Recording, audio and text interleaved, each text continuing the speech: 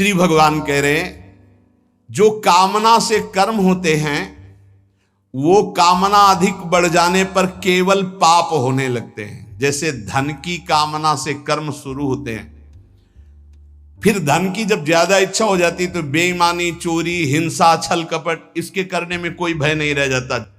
अकर्म हमारे कर्म हो जाए ये बहुत जरूरी है।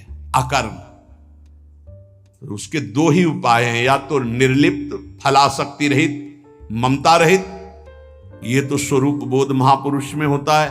तो एक सरल उपाय है, अपने शास्त्र सम्मत कर्तव्य कर्मों को फलेच्छा का त्याग करके श्री भगवान को समर्पित कर दो।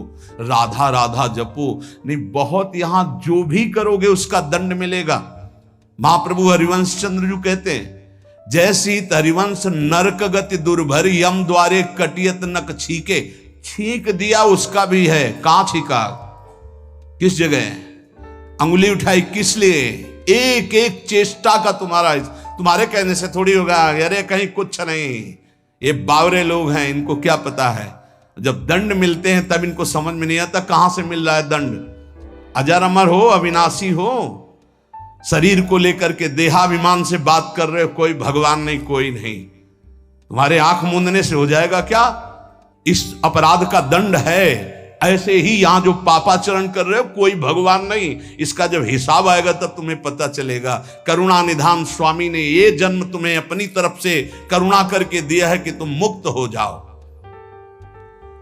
उपासक को चाहिए कि कामना का नाश करके, विकर्म का नाश करके अकर्म हो जाए, तभी वो जीवन मुक्त होता है।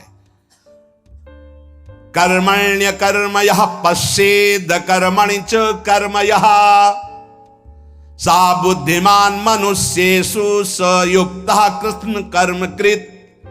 बड़ी बात कह रहे हैं श्री भगवान। कर्मण्य कर्म यह पश्येद कर्मणि च कर्म यह, जो मनुष्य कर्म में अकर्म देखता है स्थिति, और जो अकर्म में कर्म देखता है, वो मनुष्यों में सर्वश्रेष्ठ बुद्धिमान है, वो योगी है, वो ज्ञानी है, वो संपूर्ण कर्मों को करने वाला होते हुए भी कृतकृत्य जीवन मुक्त है। ये स्थिति है। कर्मण्य अकर्म यह पश्येत, कर्म करते हुए भी अकर्म स्थिति, कर्म करते हुए भी निर्लिप्त रहना। निर्लिप्तता एक बहुत बड़ी सिद्धि है। यहां जो भी कर्म होता है लिप्त होकर होता है।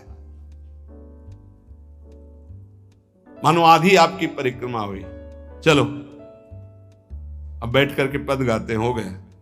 नहीं नहीं, थोड़ा ही तो रह गया, पूरी हो जानी चाहिए। क्यों, कौन सा फल चाहिए, कौन सा फल चाहिए? नहीं, पूरी होने पर ही सिद्धि होती, फल प्राप्त होती। फल आगे रख लिया ना, लिप्त हो गए, लिप्त। ये इसी तरह सब शुभ से शुभ, बड़े से बड़े कर्म में निर्लिप्तता का मतलब है पूर्ण होना, ना होना, लाभ होना या हानि हो जाना, जय या पराजय, सुख या दुख, सुख दुखे समय कृत्वा लाभा लाभो जया जयो। ये निर्लिप्त स्थिति है। पूर्णता अपूर्णता से मतलब कोई संकल्प नहीं, स्वाभाविक सहज ही। आगे इस श्लोक में इसका भी भगवान वर्णन करते हैं। पूरा हुआ कर्म या नहीं पूरा हुआ, फल अनुकूल आया या प्रतिकूल आया, आया या नहीं आया, इससे किसी से मतलब नहीं। निर्लिप्त, शास्त्र सम्मत केवल कर्म बिना किसी संकल्प इच्छा के हो रहा है।